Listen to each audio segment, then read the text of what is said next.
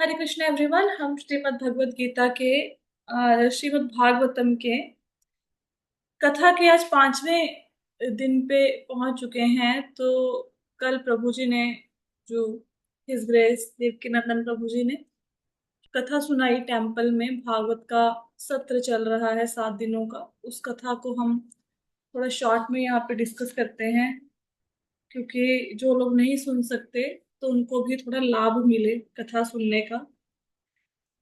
हम लोग ये चर्चा कर रहे थे बलि महाराज के प्रसंग की। प्रभु जी वहां पे चर्चा कर रहे थे, तो बलि महाराज के प्रसंग में हमने स्टार्ट किया कि बलि महाराज ने स्वर्ग का राज्य ले लिया। इंद्र अपने लोक को छोड़ के भाग गए। उनकी माता ने, देवताओं की जो माता है अदिति ने, पयोव्रत किया। पयोव्रत के अनुष्ठान के फलस्वरूप भगवान ने दर्शन दिए और उनकी कामना को पूर्ण करते हुए भगवान श्रावण महीने की द्वादशी के दिन वामन अवतार में अवतरित हुए और देवताओं से देवताओं को उनका राज्य पुनः लौटाने के लिए वामन भगवान बलि महाराज के यहाँ पर चले। बलि महाराज उस समय अश्वमेध यज्ञ कर रहे थे, शुक्राचार्य जी यज्ञ करा रहे थे। तो बलि महाराज के पास जाकर वामन भगवान ने 3 पग भूमि मांगी। बलि महाराज के आग्रह करने पर बलि महाराज ने बोला कि आप बताइए आपको क्या चाहिए। तो भगवान ने 3 पग भूमि मांगी और बोला कि मैं अपने पैर से नापूंगा, जो 3 पैर जो होंगे वो मैं अपने पैर से नापूंगा, तुम्हारे पैर से नहीं नापूंगा। तो यहां तक हम लोगों ने 4 दिनों में सुना। इसके बाद कल की कथा में प्रभु जी ने बताया कि बलि महाराज जानते थे कि क्या परिणाम होने वाला है। कि बलि महाराज को शुक्राचार्य जी ने, उनके गुरु ने पहले ही बता दिया कि ये जो तुमसे मांगने आए हैं ये कोई साधारण ब्राह्मण नहीं है, ये स्वयं विष्णु है जो तुम्हें छलने के लिए आए हैं। और ये एक पैर में सारा ऊपर के 7 लोक नाप लेंगे, एक पैर में नीचे के 7 लोक, पृथ्वी के नीचे के 7 लोकों को नाप लेंगे। फिर तीसरा पैर रखने के लिए तुम भूमि कहाँ से दोगे? तुम्हारा वचन झूठा हो जाएगा, फिर तुम क्या करोगे? लेकिन बलि महाराज को शुक्राचार्य जी ने बताया कि तुम नरक में जाओगे, तुमने अपने गुरु की बात नहीं मानी, वो श्राप दे दिया। लेकिन बलि महाराज अड़िग रहे, कहते नहीं, मुझे देना है, जो ब्राह्मण को मैंने वचन दिया उसको पूरा करना है। उनको पता था कि उनका परिणाम क्या होने वाला है अगर वो अपने वचन को पूरा करेंगे, लेकिन उनमें श्रद्धा थी, उनको कोई भय नहीं था। जब श्रद्धा बहुत बढ़ जाती है, जब श्रद्धा परिपक्व हो जाती है, परिपक्व का मतलब है कि श्रद्धा जब पक्की हो जाती है तो इसको कहते हैं विश्वास। आजकल लोगों में श्रद्धा तो है लेकिन विश्वास की कमी है, ऐसा प्रभु जी ने बताया। कि जैसे कई बार आपने लोगों को कहते सुना होगा कि क्या सारा दिन बैठ के भजन करते रहते हो, भजन करने से पेट में खाना थोड़े ना चला जाएगा, है ना?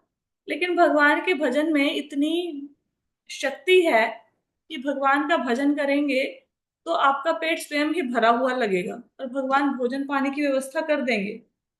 हमें यह सोचने की जरूरत नहीं है कि पेट कैसे भरेगा अगर भजन करने लग गए। तो यहाँ पे प्रभु जी ने भक्ति के 9 स्टेप्स के बारे में बताया। भक्ति कहाँ से शुरू होती है? भक्ति शुरू होती है श्रद्धा से। श्रद्धा, जैसे कोई व्यक्ति ऐसे भक्त नहीं है, ऐसे ही कहीं पे कोई सत्संग सुनने के लिए चले गए, अब बैठे वहां पे सुना तो अच्छा लगा, अच्छा लगा तो नेक्स्ट टाइम क्या करेंगे? नेक्स्ट टाइम हो सकता है फिर से सत्संग सत्संग में जाएं। आपने देखा होगा भागवत की कथा में ऐसा ही हो रहा है ना, जो व्यक्ति एक बार सुनने आता है फिर वो 2-3 दिन सुनता रहता है या पूरा अपना सेशन सारे कंप्लीट करते हैं। आप लोगों ने भी भागवत की कथा यहाँ पे ऑनलाइन सुननी शुरू करी, आपको अच्छा लगा तभी तो आप, जब भी कथा होती है आप उसको ज्वाइन करते हो, अच्छा लगता है तभी सुनते हो ना। तो श्रद्धा से भक्ति शुरू होती है। अब श्रद्धा, दूसरा स्टेप क्या है भक्ति के मार्ग में? दूसरा है संग। अब श्रद्धा तो है लेकिन श्रद्धा किस चीज में है? श्रद्धा के बाद किसका संग कर रहे हो ये बहुत मैटर करता है। अगर किसी व्यक्ति की नशा करने में बहुत श्रद्धा है और वो नशेड़ी का संग कर रहा है तो वो नशेड़ी ही बनेगा, नशा करने वाला बनेगा। तो श्रद्धा के बाद आता है संग। जैसा संग वैसा रंग। संग कैसा करना है? साधुओं का संग करना है। हम्म। तो अगर साधुओं का संग करेंगे, पहला स्टेप क्या है? श्रद्धा। दूसरा क्या है? साधु संग। दो स्टेप्स हो गए। साधु संग होने से क्या होगा? साधु क्या करते हैं? भजन करते हैं। तो क्योंकि साधु भजन करते हैं तो आपकी भी भजन क्रिया शुरू हो जाएगी। हम्म। एकता माता जी, आपने माला करना शुरू किया? माता जी अनम्यूट नहीं कर पाएंगे शायद। चलो, मैसेज में लिख के बताना, ठीक है। अब जैसे हमने देखा कि क्लास में बहुत सारे लोग माला नहीं करते थे, तो क्लास लगानी शुरू करी तो एक दूसरे को देख के उत्साह आया तो माला करनी शुरू कर दी। तो श्रद्धा के बाद स्टेप है सेकंड, साधु संग। साधु संग से क्या शुरू हो जाएगा? भजन क्रिया। अब यहाँ पे प्रभु जी ने बताया कि साधु और संत में अंतर होता है।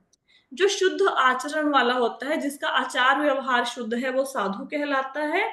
और जिसका हृदय शुद्ध है, जिसका मन शुद्ध है, वो संत कहलाता है। संतों की संगति से क्या मिलता है? संतों की संगति से भक्ति मिलेगी, भक्ति से आपको शांति मिलेगी। हम्म। संत क्या करेंगे? संतों से आपको कथा सुनने को मिलेगी। कथा जो है वो रसायन का काम करेगी। रसायन का अर्थ होता है अमृत और रसायन का अर्थ होता है दवा। हम्म। तो हमारे कानों को कौन सा रोग है? हमारे कानों को रोग हो गया है कौन सा?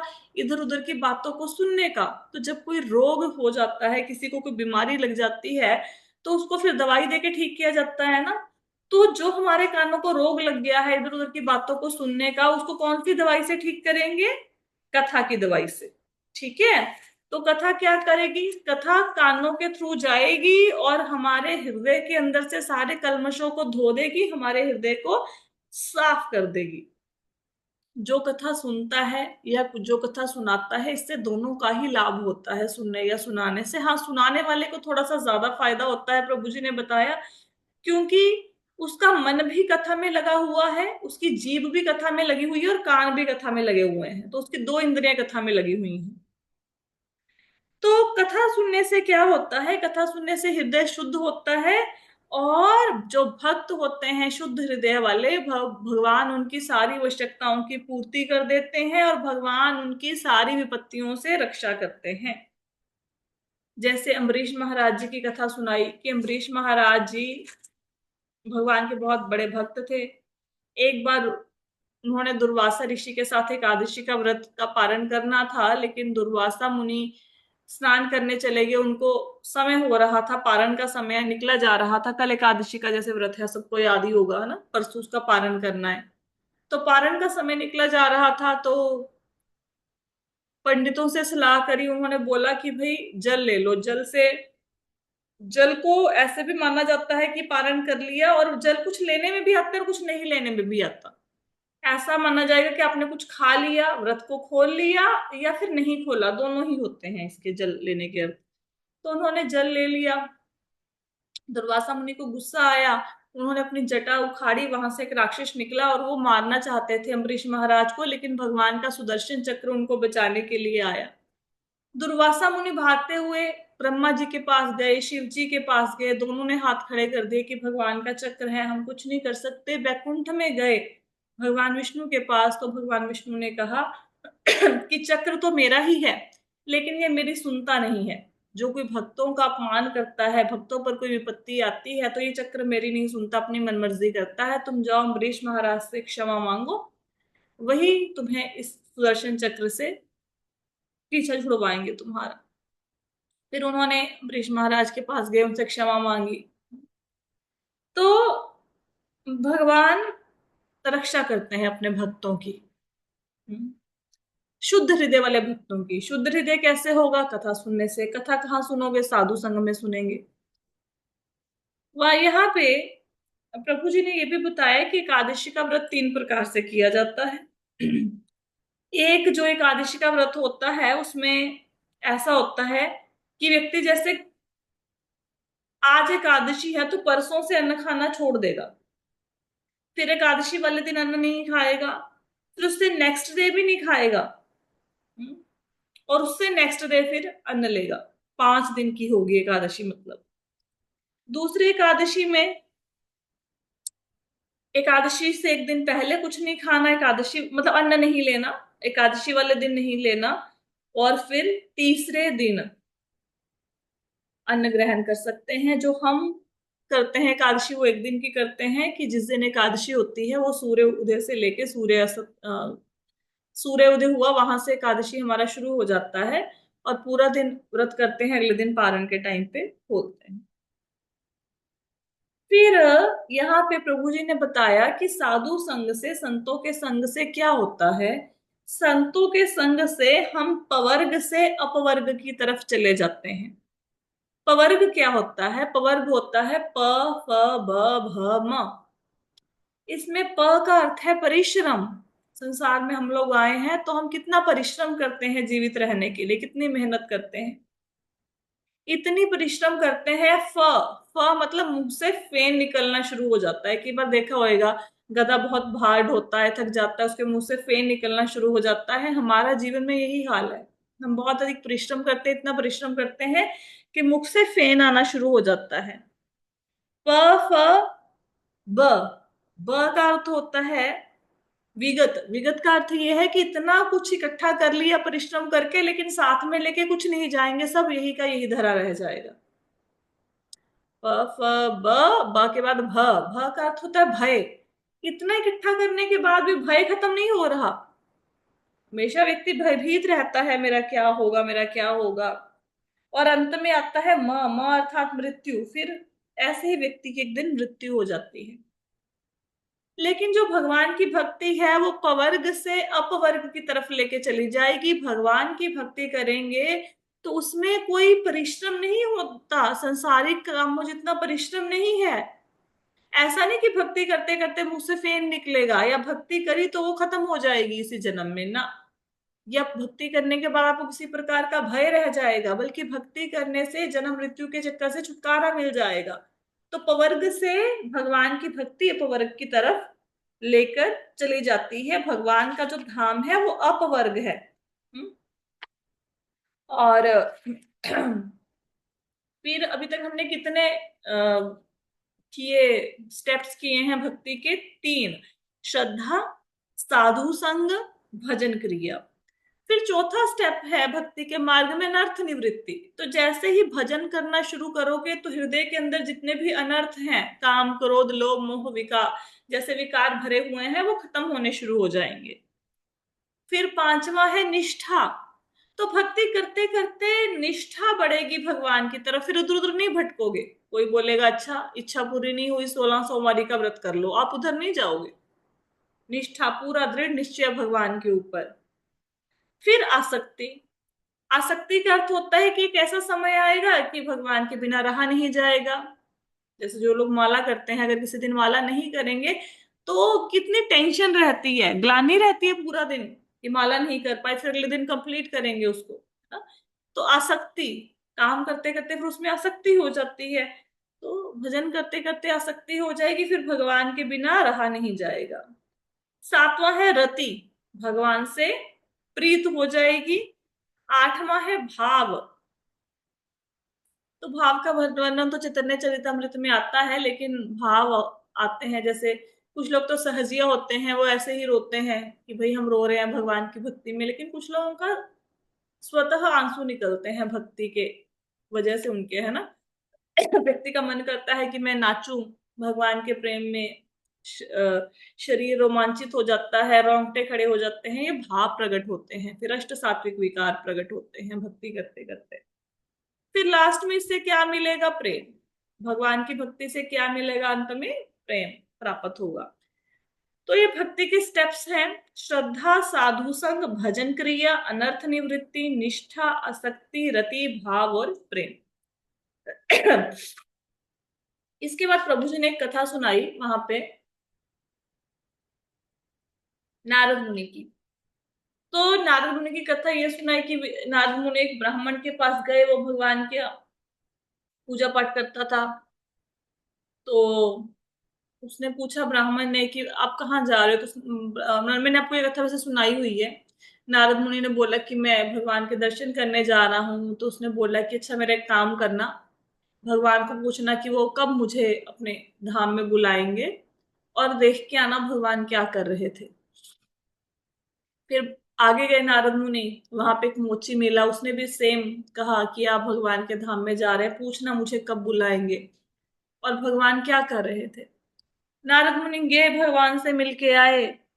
तो वापसी पे ब्राह्मण ने पूछा कि आपने पूछा प्रभु कि क्या बोला भगवान ने। तो ब्राह्मण को नारद मुनि ने बोला कि तुम 3 जन्मों के बाद भगवान के पास जाओगे। तो उसने बोला 3 जन्मों बाद? इतनी भक्ति करने का क्या फायदा हुआ जब 3 जन्म लग जाएंगे? कहता ऐसे भक्ति करने का क्या लाभ है, मैं नहीं करूंगा। फिर कहते अच्छा ये बताइए भगवान क्या कर रहे थे। तो नारद मुनि ने बताया कि सुई की नोक में से पहाड़ जितना बड़ा हाथी निकाल रहे थे। तो ब्राह्मण कहता तुम झूठ बोलते हो, अब मिलके नहीं आए भगवान से, इतना बड़ा हाथी सुई से कैसे निकल जाएगा। फिर मोची के पास आए, तो मोची को कहते हैं, मोची ने कहा कि भगवान क्या कर रहे थे। तो नारद मुनि ने कहा कि भगवान सुई की नोक में से हाथी को निकाल रहे थे। तो नाचने लगा। नारद मुनि कहते कि तुम पागल हो गए, तुम्हें यकीन है कि भगवान सुई की नोक से हाथी निकाल सकते हैं? तो मोची ने कहा क्यों नहीं निकाल सकते, मैं सिमली के वृक्ष के नीचे बैठा हूँ, छोटे से बीज से ये वृक्ष बना है। जब छोटे से बीज के अंदर भगवान एक इतना बड़ा पेड़ छुपा सकते हैं, तो भगवान सुई की नोक में से हाथी क्यों नहीं निकाल सकते। और इस इमली के पौधे पर जितने फल लगे हैं उनमें से किसी का भी बीज धरती पर आप लगाओगे तो उससे पेड़ बन जाएगा। तो जब छोटे से बीज के अंदर भगवान ने इतना बड़ा पेड़ छुपा रखा है, तो भगवान के लिए क्या मुश्किल है कि सुई की नोक में से हाथी निकाल दे। फिर नारद मुनि को पूछा कि भगवान कब मुझे बुलाएंगे। नारद मुनि ने बोला कि जितने इस पेड़ के पत्ते हैं ना, उतने जन्मों के बाद तुम्हें बुलाएंगे भगवान अपने पास। वो फिर नाचने लग गया। नारद मुनि कहते ये तो पागल हो गया। तो नारद मुनि कहते क्या हुआ, तुम नाच क्यों रहे हो। तो उस भक्त ने कहा कि मेरी टिकट कंफर्म है, इसका मतलब कि भले ही इतने जन्म लगे, लेकिन इतना पक्का है कि भगवान मुझे अपने धाम में बुलाएंगे, टिकट तो पक्की होगी ना, मेरी कंफर्म हो गई। तो ये ऐसा बोला तो नारद मुनि बड़े प्रसन्न हुए, उन्होंने बताया कि पुष्पक विमान खड़ा है, जाओ भाई तुम्हारा धाम में जाने का समय आ गया। तो ये होती है श्रद्धा। जब श्रद्धा पक्की होती है, फिर आगे भक्ति के मार्ग में प्रोग्रेस करोगे। पहले तो श्रद्धा होनी जरूरी है। तो बलि महाराज को भगवान में श्रद्धा थी।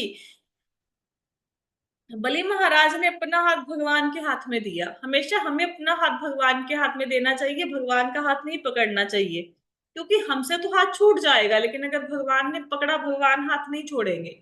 यहाँ पे प्रभु जी ने फिर से एक कथा सुनाई। प्रभु जी ने बताया कि एक बार एक बालक होता है, वो अपने पिता के साथ पुल पार कर रहा होता है, बारिश का समय होता है। तो पिताजी कहते हैं बच्चे को कि तुम मेरा हाथ पकड़ लो। बच्चा कहता नहीं पिताजी आप मेरा हाथ पकड़ लो। पिताजी कहते अरे मैंने बोला ना तुम मेरा हाथ पकड़ो, फिसलोगे नहीं। बच्चा कहता नहीं पिताजी मैं सही कह रहा हूं, आप मेरा हाथ पकड़ लो, क्योंकि अगर मेरा हाथ फिसला, मैंने आपको पकड़ा हुआ, तो मेरा हाथ तो छूट जाएगा, मैं नीचे गिर जाऊंगा। लेकिन अगर आपने मेरा हाथ पकड़ा हुआ, तो अगर मेरा पैर फिसला तो आप तो मुझे खींच लोगे ना। तो उसी प्रकार हमारा पैर तो कभी भी फिसल सकता है। भगवान को बोलो कि मेरा हाथ पकड़ लें, हमारा हाथ तो कभी भी छूट जाएगा, भगवान हाथ पकड़ लेंगे तो फिर वो छोड़ेंगे नहीं। तो बलि महाराज ने क्या देखा कि भगवान ने एक पैर में सारा ऊपर के लोक नाप लिए, एक पैर में नीचे के लोक नाप लिए। इतने में भगवान के जो पार्षद हैं, जय विजय नंद सुनंद बल प्रबल विश्वक्सेन, ये सारे आ गए वहां पे। और देवताओं सॉरी, जो बलि महाराज हैं वो असुरों के राजा थे। तो राक्षसों ने देखा कि ये ब्राह्मण ने तो छल लिया हमारे महाराज को। हमारे महाराज तो बैठे हैं यज्ञ की प्रतिज्ञा करके। अगर कोई व्यक्ति यज्ञ की प्रतिज्ञा करके यज्ञ करने के लिए बैठता है, तो उसे कोई हिंसा नहीं करनी होती, कोई लड़ाई झगड़ा नहीं करना होता, कि वो तो अपनी प्रतिज्ञा में बंधे हुए हैं, वो तो यज्ञ करने के लिए बैठे हैं, वो तो कुछ कह नहीं रहे, लेकिन हमें तो कुछ करना चाहिए ना, हमें अपने महाराज को बचाने के लिए। ब्राह्मण ने तो ठग लिया, सारा राजपाट ले लिया बलि महाराज का। तो उन्होंने वहां पे लड़ाई करनी शुरू कर दी।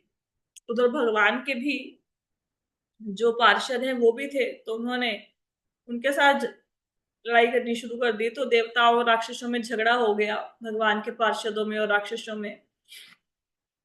बलि महाराज भगवान को देख रहे थे, सडनली वहां पे कोलाहल हुआ, शोर हुआ। तो बलि महाराज ने बोला राक्षसों का नाम लेके कि हे विप्रचित, हे राहु, हे निमि, तुम थोड़ा शांत रहो, क्योंकि समय बहुत बलवान होता है। जब समय हमारे पक्ष में था तो हम लोगों ने स्वर्ग पर अधिकार प्राप्त कर लिया, देवताओं को भी भगा दिया वहां से, लेकिन अभी समय उनके अनुकूल है। तो इसलिए अभी समय देवताओं के पक्ष में है। इस समय तुम युद्ध करोगे, तुम हार जाओगे। फिर से कोई ऐसा समय आएगा जब तुम्हारे पास शक्ति होगी, तुम फिर से स्वर्ग पर अधिकार जमा पाओगे, लेकिन तब तक के लिए शांत रहो। तो बलि महाराज जी की इच्छा को समझकर, बलि महाराज जी की बात सुनकर राक्षसों ने युद्ध करना बंद कर दिया। इतने में गरुड़ जी वहां पे आ गए, और गरुड़ जी ने भगवान के मन की बात को भांप लिया कि भगवान क्या चाहते हैं। तो गरुड़ जी ने वरुण पाश के साथ बलि महाराज को बांध दिया। वरुण पाश मतलब जैसे प्रभु जी ने बताया कि जैसे सांप अगर किसी को डस ले, फिर तो चलो बंदे की मृत्यु हो जाएगी, तड़पेगा, मर जाएगा, लेकिन अगर नागपाश में किसी को बांध लो तो वो व्यक्ति बिल्कुल उसका अधमरा हो जाता है, उसके शरीर की सारी शक्ति चली जाती है, बड़ा तड़पता है व्यक्ति। तो उस वरुण पाश में गरुड़ जी ने भगवान की इच्छा को पूरी करने के लिए बलि महाराज को बांध लिया। चारों दिशाओं में हाहाकार मच गया, प्रजा रोने लगी कि हमारे राजा की क्या हालत होगी, राजपाट भी चला गया, कैसे कंगाल की भांति खड़े हैं कैदी बनकर। बलि महाराज वरुण पाश में सिर झुकाकर खड़े हुए थे। तो भगवान ने इनको बोला कि तुम्हारा सारा धन संपत्ति तो समाप्त हो गया, और तुमने तो कितना बड़ा राज्य था तुम्हारा, जहां जहां तक सूर्य और चंद्रमा का प्रकाश जाता था वहां वहां तक तुम्हारा राज्य था, जहां जहां बादल बारिश करते थे उतनी उतनी जमीन तक तुम्हारा राज्य था। लेकिन आज देखो तुम्हारी क्या हालत हो गई है, तुम कंगाल बन गए हो, तुम्हारी सारी भूमि मैंने ले ली है, और तुमने बड़े अहंकार में बोला था कि 3 पैर भूमि, कुछ और मांगो, तो 2 पैर भूमि तो पूरी हो गई, अब तीसरा पैर कहाँ रखो तुम मुझे बताओ। तुम्हारा तो वचन भी झूठा हो गया, तुम्हारे गुरु ने तुम्हें श्राप दिया है तुम नरक में जाओगे, तो लगता है वो समय आ गया नरक में जाने का, तुम्हारा वचन झूठा हो गया, तीसरा पैर रखने के लिए कोई जगह नहीं बची है। तो वामन भगवान बड़े कठोर शब्दों में बलि महाराज से बात कर रहे थे, बलि महाराज की परीक्षा ले रहे थे कि ये कितना शरणागत है बलि। बलि महाराज हंस रहे थे उस समय। उन्होंने बोला कि नहीं, वो देखो सारा राजपाट चला गया, नागपाश में बंधे हैं। वो कहते नहीं भगवान, मेरा वचन झूठा नहीं होगा, मैंने आपको बोला था ना कि मैं आपको 3 पैर भूमि दूंगा, तो मैं दूंगा। सब लोग हैरानी में पड़ गए कि अब तीसरा पैर, अब सारे लोग तो खत्म हो गए, 14 के 14 लोग, अब भगवान को रखने के लिए तीसरा पैर कहाँ देंगे। तो बलि महाराज ने बोला कि तीसरा पैर आप मेरे सिर पर रखिए। तो धन तो चला गया है, लेकिन धनवान तो है ना, धनवान व्यक्ति तो वहीं खड़ा है, धन गया है। तो कहते कि ये जो सिर है, सिर अहंकार का प्रतीक होता है। जो सिर झुकाकर चलता है उसको कभी ठोकर नहीं लगती, लेकिन जो सिर उठाकर चलता है वो हमेशा ठोकर खाता है। तो बलि महाराज ने कहा कि आप तीसरा पैर मेरे सर पर रखिए। ऐसा कहकर बलि महाराज रोने लगे, लेकिन वो खुशी के आंसू थे, क्योंकि बलि महाराज को ये लगा कि मैंने अपना वचन पूरा कर दिया। क्योंकि बलि महाराज ने कहा कि मैं नरक से नहीं डरता, मैं अपनी पदवी से उतार दिया गया राजा था, अब राजा नहीं रहा, इससे नहीं डरता, मैं नागपाश से नहीं डरता, कंगाल होने से भी नहीं डरता, लेकिन मैं झूठा होने से मुझे डर लगता है कि मैंने ब्राह्मण को एक वचन दिया और मैं वचन को निभा नहीं पाया। तो बलि महाराज कहते कि आप तो हमारे सुहृद हैं, आप तो हमारे मित्र हैं, अगर आप दंड भी देते हैं तो हमारी भलाई के लिए ही देते हैं। इतने में क्या हुआ, वहां पे प्रहलाद महाराज आ गए। प्रहलाद महाराज कौन है? बलि महाराज के दादाजी हैं। प्रहलाद महाराज के बेटे विरोचन, विरोचन के बेटे बलि। तो प्रहलाद महाराज ने देखा बलि की हालत को कि नागपाश में बंधे हुए हैं, राजपाट चला गया है, वो दादाजी को प्रणाम भी नहीं कर पाए क्योंकि बंधे हुए थे। तो ग्लानि अनुभव हो रही थी अंदर से बलि महाराज को, और सिर झुकाए खड़े थे, मतलब दादाजी को प्रणाम नहीं कर पाए, आंखें नहीं मिला पाए। तो प्रहलाद महाराज ने वामन देव को कहा कि भगवान, जब आपने बलि के ऊपर कृपा की तो आप, ये जो बलि है ये इंद्र के सिंहासन पर बैठ गया, और जब आपकी ही कृपा हुई तो इसका सारा राजपाट चला गया। अच्छा हुआ आपने ये सारा कुछ ले लिया। हम्म? क्योंकि अगर किसी व्यक्ति के पास बहुत अधिक धन हो जाए तो उसे अहंकार हो जाता है। तो भगवान हमें ना कई बार प्रॉब्लम देते हैं, हमें लगता है हम भक्ति करते हैं तो भगवान क्यों प्रॉब्लम्स दे रहे हैं। हमें ये इसलिए प्रॉब्लम मिलती है क्योंकि हमारी ना देह में बहुत ज्यादा आसक्ति है, बहुत ज्यादा अटैच है हम अपने शरीर से। तो भगवान दुख देते हैं, दुख इसलिए देते हैं, शरीर को इतने कष्ट देते हैं कि एक बार हमारा मन ही करे कि इस देह को त्याग दे, देह से हमारी आसक्ति खत्म हो जाए। लेकिन फिर भी बूढ़े व्यक्ति को कितनी भी बीमारियां क्यों ना हो, कहता जरूर है कि मैं मरना चाहता हूं, लेकिन मन में जीने की अभिलाषा हमेशा बनी रहती है।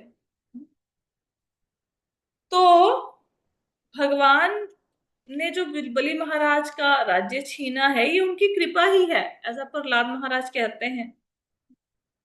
क्योंकि धन से और पदवी से अहंकार आता है, आसक्ति बढ़ जाती है। तो प्रहलाद महाराज ने भी वामन भगवान की स्तुति ही की कि बढ़िया हुआ मेरे पोते का सब कुछ ले लिया आपने। इतने में ब्रह्मा जी आए। ब्रह्मा जी भगवान से कुछ कहना चाहते थे, लेकिन ब्रह्मा जी जब भगवान से कुछ कहने लगे उससे पहले बलि महाराज की पत्नी विंध्यावली आ गई, हाथ जोड़कर आई और भगवान से कहा कि भगवान, ये जो संसार आपने, ये जो संसार की रचना हुई है ये आपके कारण हुई है। आपने संसार को रचा है और आपकी ये खेल है, सारा आपकी ही क्रीड़ा है ये। लोग ये समझते हैं कि सब कुछ मेरा है, लेकिन यहाँ पे किसी का कुछ नहीं है, सब कुछ आपका है। लोग अभिमान कर सकते हैं कि मैं किसी को दान दे सकता हूँ। इनडायरेक्टली बलि महाराज को ही सुना रही हैं कि आप, बलि महाराज को बहुत अभिमान था ना कि मैं चक्रवर्ती सम्राट हूँ, कुछ मांगना है तो मांग लो, 3 पैर भूमि लेके क्या करोगे, है ना। तो कहते हैं कि लोग यहाँ पे समझते हैं कि हम किसी को दान दे सकते हैं, लेकिन कोई किसी को कोई दान नहीं दे सकता, क्योंकि सब चीजों के स्वामी तो भगवान है। तो बलि महाराज की पत्नी ने कहा कि जो आपने किया वो बहुत अच्छा किया, और ये सब कुछ आप असुरों को सुधारने के लिए कर रहे हो। हम्म, तो आप अच्छा कर रहे हो जो भी कर रहे हो। इतने में ब्रह्मा जी भगवान के पास आए और भगवान को कहा कि भगवान, अगर आप इतने कठोर हो जाएंगे तो आपकी भक्ति कौन करेगा। आपने बलि महाराज का सब कुछ ले लिया और उसके बाद भी आप उसे दंडित कर रहे हो। अब क्या बचा इसके पास देने के लिए, अब इसे छोड़ दो। आपको 3 पैर भूमि चाहिए थी, 3 पैर ले लिए, अब और क्या चाहिए, इसको छोड़ दो, इसने अपना सर्वस्व आपको दे दिया, अब यह दंड का पात्र नहीं है। तो भगवान ने कहा कि हे ब्रह्मा, जिन पर मैं कृपा करता हूं मैं उसका सारा धन धीरे धीरे ले लेता हूँ। कहते हैं कि भगवान जब देते हैं तो छप्पड़ फाड़ के देते हैं, जब लेते हैं तो गुदड़ी उजाड़ कर लेते हैं, फिर कुछ भी नहीं लेते। लेकिन कहते हैं कि जो मैंने किया है तुम इससे दुखी मत हो, ये मेरी कृपा है बलि के ऊपर। तो मैं इसकी परीक्षा ले रहा था, और जो भगवान की परीक्षा में पास हो जाते हैं भगवान उसकी कैसे प्रशंसा करते हैं।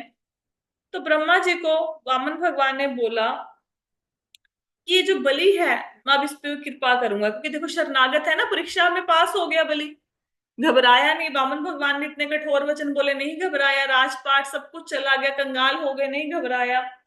तो भगवान अब कृपा कर रहे हैं।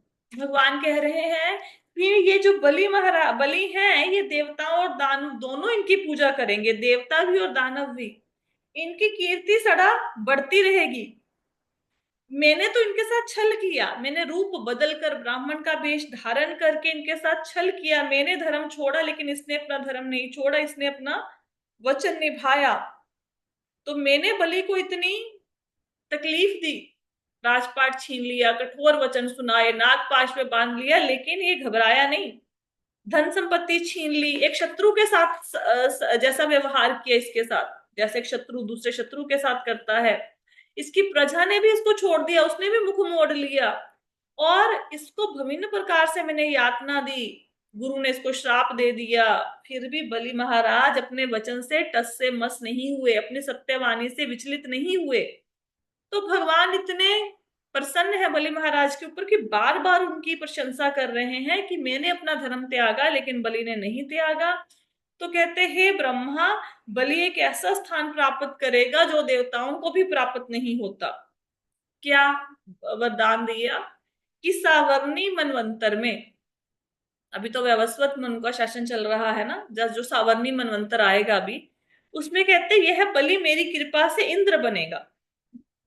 और जब तक वो मनवंतर नहीं आता, भी तो समय पड़ा है ना सावर्णी मनवंतर में आने के लिए, कहते तब तक मैंने बलि के लिए एक स्पेशल लोक का निर्माण करवा दिया है, सूतल लोक का। मैंने विश्वकर्मा को बोल के ऑलरेडी बलि के लिए एक सूतल लोक का निर्माण कर दिया है, इसके रहने के लिए अच्छा महल बना दिया है।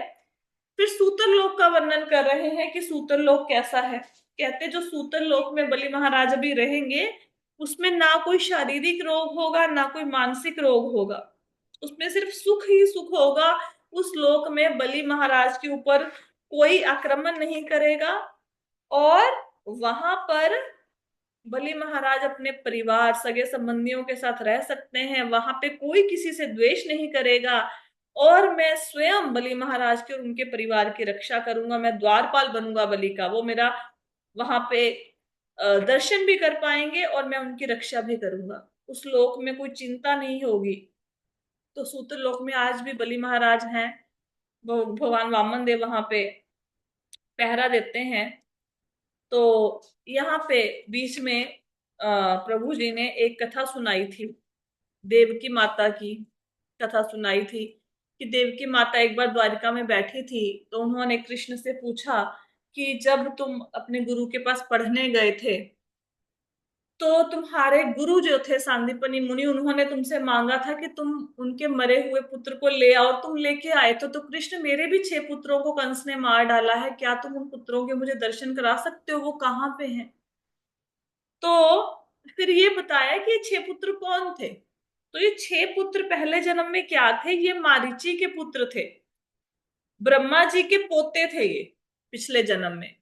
तो एक बार ये सारे जो 6 बच्चे थे घूमते हुए ब्रह्मा जी के पास गए और ब्रह्मा जी से पूछा कि ब्रह्मा जी आप इतने शक्तिशाली कैसे हो गए, आपको इतनी बच्ची बड़ी पोस्ट कैसे मिली? तो ब्रह्मा जी ने बताया कि मैंने तपस्या की भगवान की, तो भगवान की कृपा से मिला मुझे सब कुछ। तो उन बच्चों के मन में आया कि हमारे दादा जितने महान तपस्या करने से हुए हैं, तो हम भी तपस्या करेंगे। जब बहुत वो तपस्या करने चले गए, जब बहुत दिनों तक ब्रह्मा जी के पास नहीं आए ये सारे बच्चे, तो ब्रह्मा जी ने पूछा सब कहाँ गए, तो पता लगा तपस्या करने गए। तो ब्रह्मा जी ने श्राप दे दिया कि मेरी परमिशन के बिना, पता है नहीं तपस्या कैसे करनी है, तपस्या करने चले गए, ने श्राप दे दिया कि तुम असुर हो जाओ। तो अगले जन्म में ये जो 6 भाई थे ये कालनेमी के पुत्र बने, कालनेमी राक्षस के। कालनेमी हिरण्यकश्यप का बेटा था। तो एक बार ये फिर 6 भाई घूमते हुए हिरण्यकश्यप के पास गए, हिरण्यकश्यप से पूछा कि दादाजी आप इतने महान कैसे बने? तो हिरण्यकश्यप ने बोला मैंने तपस्या करी, मेरा सारा शरीर खा लिया चींटियों ने, फिर भी मैं देखो, है ना, तपस्या की मैंने तो मेरे पास इतनी शक्ति आई। तो हिरण्यकश्यप ने जब ये बोला, उनको फिर से तपस्या करने की धुन सवार हो गई, अगले जन्म में फिर से तपस्या करने चले गए। तो जब हिरण्यकश्यप ने देखा कि भाई ये तो तपस्या करने चले गए मेरी आज्ञा के बिना, फिर हिरण्यकश्यप ने भी श्राप दे दिया कि तुम्हारे पिता के हाथों ही तुम्हारी मृत्यु होगी। तो जो कालनेमी था हिरण्यकश्यप का बेटा, यही अगले जन्म में कंस बना, और ये जो सारे बच्चे थे देवकी के, जो उसके अपने ही पुत्र थे, उनको मार डाला। तो ये सारे के सारे सूतल लोक में थे, असुर योनि से भी मुक्ति नहीं हुई थी। ब्रह्मा जी ने जब श्राप दिया तो उन्होंने प्रार्थना करी ब्रह्मा जी से कि हमारा उद्धार कब होगा? तो ब्रह्मा जी ने बोला कि जब भगवान कृष्ण का उच्चिष्ट, मतलब उनका बचा हुआ भोजन तुम खाओगे, तब तुम्हारा उद्धार होगा। उच्चिष्ट मतलब भगवान ने भोग लगाया हुआ वो प्रसाद जब ग्रहण करोगे। तो सारे सूतल लोक में थे, तो कृष्ण बलराम गए सूतल लोक से, बलि महाराज वहां पे थे, वहां से इन सारे भाइयों को लेके आए। बलि महाराज ने बड़ा आदर सत्कार किया और भगवान को सौंप दिए सारे भाई। तो जैसे ही देवकी माता के पास सारे भाई आए तो देवकी माता के स्तनों से दूध आ गया बच्चों को देखकर। तो भगवान कृष्ण ने कहा कि माता, मैं तो तुम्हारा पुत्र हूँ, मुझे देखकर भी तो आपके स्तनों में कभी दूध नहीं आया, इन बच्चों को देखकर आ गया, तो मैं तो सबसे छोटा हूँ, आपके स्तनपान पर पहला अधिकार मेरा है। तो भगवान ने पहले देवकी माता का स्तनपान किया, फिर वो उच्चिष्ट हो गया ना, उसके बाद सारे भाइयों ने पिया, तो उच्चिष्ट हो गया भगवान का वो, फिर उनका उद्धार हुआ। तो बताया वो सूतल लोक की बात हो रही है, तो सूतल लोक से जहां से बलि महाराज से वो बालक लेके आए थे, तो सूतल लोक का कहते हैं मैंने निर्माण कर दिया है। भगवान ने बताया बलि महाराज को, तुम वहां जाके अपने सगे संबंधियों के साथ रह सकते हो। अब इससे आगे की कथा आज के सेशन में प्रभु जी बताएंगे कि फिर इसके बाद कथा में क्या हुआ। तो आज की कथा में अगर किसी को कोई प्रश्न है तो पूछ सकता है। क्लियर हो गया सब? ठीक है। तो 5 दिन हो गए हैं श्रीमद् भागवतम की कथा चलते हुए मंदिर में, आज छठा दिन है। जो भी आज कथा प्रभु जी सुनाएंगे, कल हम उसका एक डिस्कशन कर लेंगे 40 मिनट में कि प्रभु जी ने कल क्या सुनाया, मेरा रिवाइज हो जाएगा, आपको कथा सुनने को मिल जाएगी। तो तब तक के लिए कथा को विश्राम देते हैं। हरे कृष्णा।